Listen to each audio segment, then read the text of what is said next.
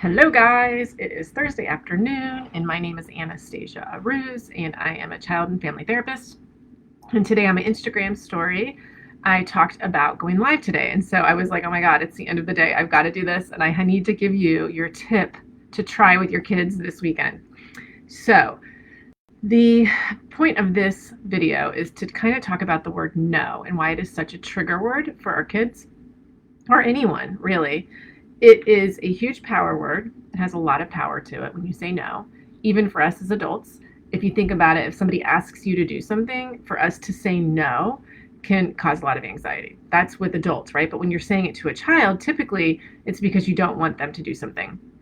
It has negative implications, right? So the minute you say it, the other human, whether it being adult or a child, is going to react in some way. Maybe you might not see it, but they're going to have some type of reaction. It takes power away from the other person, and we all need to feel power. And so when you're dealing with kids and you tell them no, you're taking away power from them. And some kids have a really, really hard time with that. Not all kids. Nobody likes it, but some kids will react much more intensely than other kids. It really needs to be used for something that is very severe. So safety. I always think of when I say no, it's typically going to be about safety. Not that I don't set boundaries. Those have to be set and need to be clear, but typically I don't say no very often. It might get to that point after I've done all the other things and finally I'm like, no, that's not happening. But typically that's like my last resort. That is the last thing that I will say when I'm trying to set a boundary. The other thing about it is that you can flip it, right? So we're not taking power away. You can still set boundaries. You can still set your limits without taking the power away from your child. So what do you do, right? Because it's like you think about how is she saying don't say no, right? Well, it's not that typically. It's basically trying to figure out other ways to tell a child not to do something without using the word no. So it's very creative, right? I always joke around that because I worked in a school for so long, I got very creative with how I did things with kids and what I said to them, because you always had to come up with these ideas in your head like pretty quickly, because you're dealing with the public and you're dealing with all kinds of kids that had all different types of things going on. So I learned very quickly no is not the best word always to use with some kids that will get triggered easily. So what do you do? One of the things you can do is reflect. So an example would be, say your child is getting ready for dinner, right? And the child would say to you, Mom, Dad, can I have some candy? In your brain, initially, you're going to be like, no, you're not having candy right now. But if you have a child that is going to like cry or flip out or tantrum when you say that, there's other things you could say. So for example, Mom, can I have candy? This is what you could say back. You would like to have candy right now, but we're getting ready to have dinner. You can have candy at another time and just stop. Leave it at that. So you're setting a boundary. You're not saying the word no, which could trigger them, and you're leaving the power. They're not feeling like they don't have any power, right? They're still feeling like they have control. But then they can keep going, right? Mom, I really, really want candy. I know you want candy. You really like candy a lot, and that's something you want to have right now, but we're having dinner in a few minutes, and we're not going to have candy right now. So now you're putting in the negative connotation, but it wasn't the first thing you did, right? And so you just kind of like ante up each time, and then like say it happens again. Mom, I want candy. I really, really want candy. Okay, I get it. You really want candy. We're not going to have candy right now.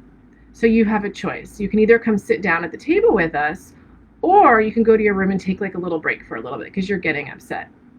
So basically it's just you're kind of coming up with phrases and sentences that's going to help them remain having control. So they're going to keep their control, and that they will then be able to hear your directive and your boundary. Okay? Another thing you can do is listen. So whenever they're talking to you and they're telling you something that they're upset about or whatever it is, and you want to say no, right? So just really just listening to what they're saying, give them a moment, and then start with your statement. And that could be the reflecting. You really want to go outside right now?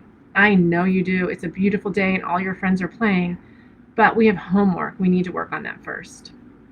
I understand it's really hard to be inside right now because everyone's outside, but I need you to do these spelling words.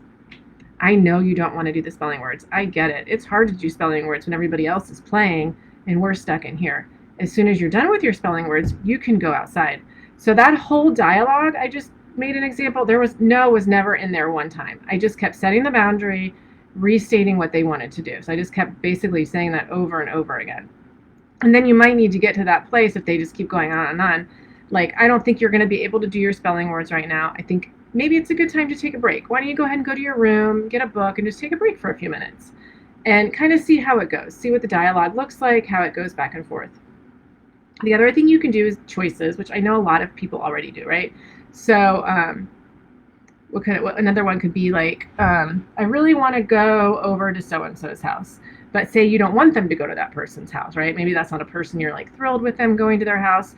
So I would then, instead of being like, no, you can't go to their house, choices. You know what? This afternoon, we're really busy. So let's think about how we can make it work with something you would like to do.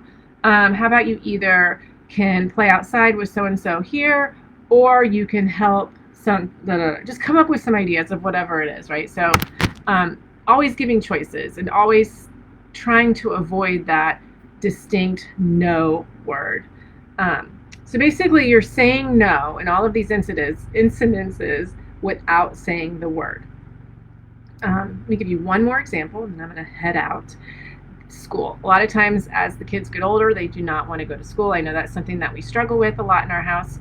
I hear, I don't want to go to school. I get it. You don't want to go to school today. You don't feel like getting out of bed. You just want to stay home and play on your iPad. I totally understand. But we got to get up. It's time to go. And then you give them like a few minutes, right? You leave and then you come back. And so all of this, one of the big things with all of this, it takes time, right? And all of us are so busy. I think we forget that kids do need more time to process stuff. So when they're asking you for something, anything, it's because they really want it. They feel like they need it. But as parents, we have to set the boundary. But we don't want to take away their power. We don't want to take away their control because they need it. And they're going to need that as they grow up. They need to use their power and control. So we need to figure out ways to say things to them where they know you mean business and you're serious, but you're still allowing them to have their power and control. All right, if you would like any examples, if you have anything that's happened at home, or you want to hear how I would say something if a kid asks you a question, I probably will have an answer. So write it below, and then I can either write you back, or I can write you back privately, or you can even write me privately. So feel free to leave me a question or comment in the DMs, and I'll write you back of how you could do it at home. Because I know it's hard. It isn't easy, and I think one of the reasons that I'm able to come up with these crazy answers is because I've been doing it for so long. And I want to help you. I want to help you come up with answers too.